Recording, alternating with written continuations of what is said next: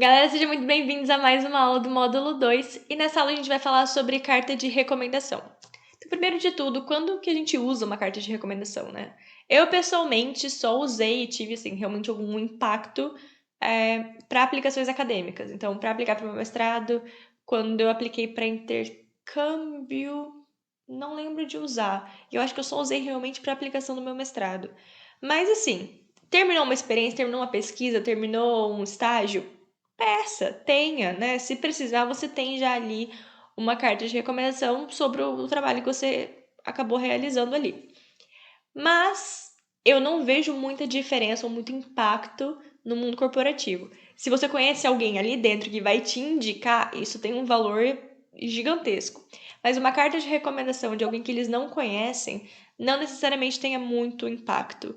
Eu não usei e eu não conheço ninguém que tenha realmente conseguido coisas através de cartas de recomendação para mundo corporativo.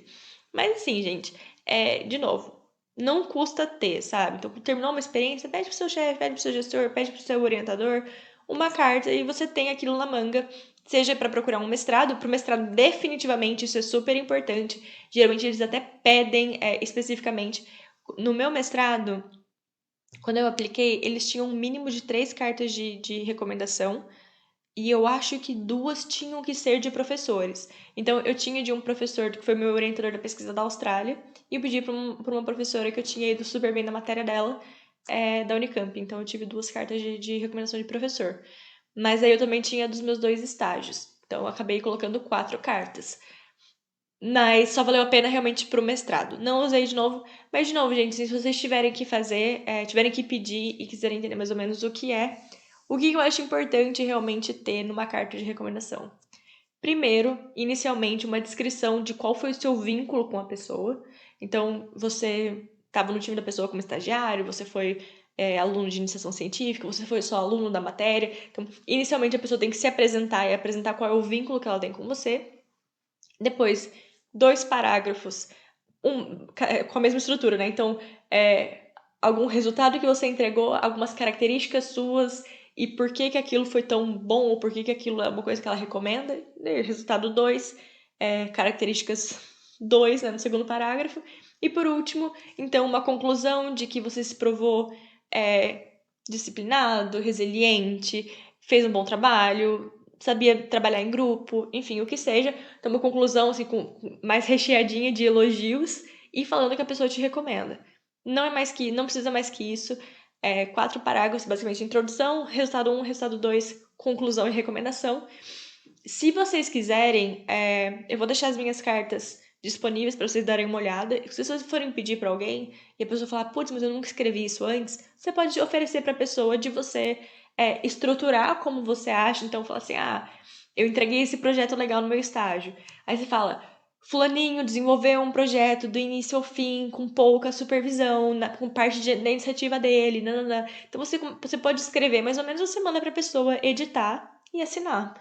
Então, o Dani, eu não fiz isso, sempre me deram a carta, mas o Dani teve que uma vez escrever a carta, que daí o orientador dele revisou e assinou. Então, às vezes a pessoa vai falar, eu não tenho tempo para isso, eu nunca escrevi isso, escreve para mim, eu dou uma revisada e a pessoa vê o que ela concorda ou não, talvez adicione alguns elogios a mais, mas uma carta de recomendação é realmente algo que tem que ser bem positivo, que tem que elogiar características boas suas, embasando-as em resultados, mostrando qual foi o vínculo, o que foi que você entregou para aquela pessoa. Então, vou mostrar para vocês alguns exemplos meus. Então, esse primeiro foi do meu estágio da BASF. Então, olha só, bem direto aqui no começo, falando a data, né, as 8 semanas que eu passei lá, fiz um estágio na planta de aminas. Beleza? Então, durante o estágio, ela foi responsável pelo seguinte. Aqui eles já descreveram as minhas atividades. Então, o que que eu fiz, blá, blá, blá. Então, além disso, ela fez outras atividades. Beleza. Aí aqui vem um parágrafo sobre o jeito que eu fazia aquilo. Então, eles estruturaram desse jeito um pouco mais direto. Inicialmente, atividades mais resultados que eu entreguei, e depois um parágrafo com como foi que eu performei. Também funciona, tá, gente? É só assim que não é. Eu acho assim um pouco menos intuitivo para quem for escrever para vocês, mas isso também funciona. Então, falando que, tinha muita iniciativa, muita diligência, sempre muita vontade de performar, tinha uma boa percepção, tinha boas habilidades analíticas, mesmo quando foi confrontada com tarefas difíceis. Nem lembro de tarefas difíceis. Ganhei boa prática e experiência, mesmo sendo um tempo curto. Fiz ótimo uso de todas as oportunidades oferecidas, sempre impressionou com uma alta qualidade de trabalho. Então, assim, gente, elogiozinho, elogio, blá, blá, blá. Aí, finalizando.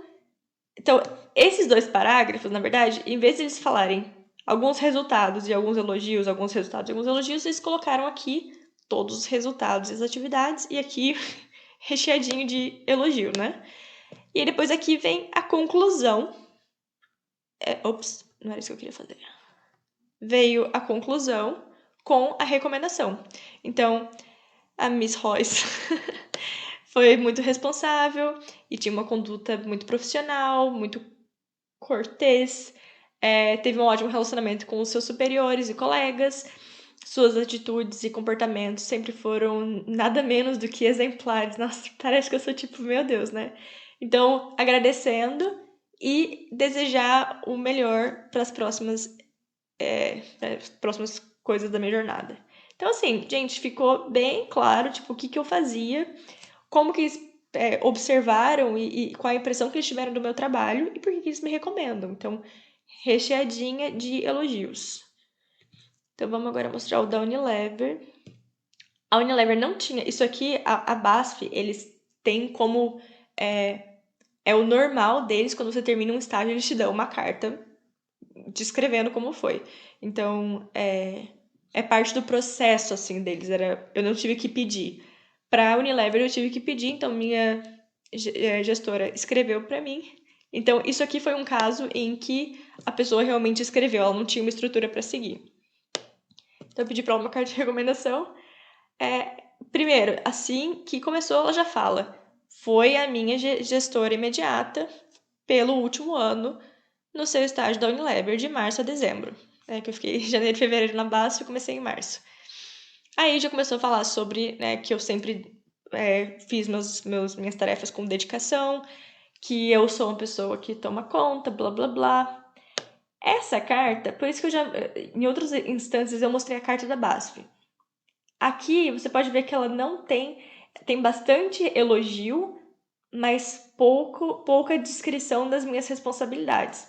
Não acho que essa seja uma carta modelo. Eu vou deixar isso para vocês também, mas assim, eu, se fosse vocês, usaria mais o formatinho que eu vou deixar para vocês, que é basicamente, né, a introdução mostrando como a pessoa se relaciona com você, resultado 1, e por que aquilo, como que aquilo foi feito e como que a pessoa te observou o seu comportamento. Elogio, elogio, elogio. Resultado 2, mesma coisa, conclusão com elogios.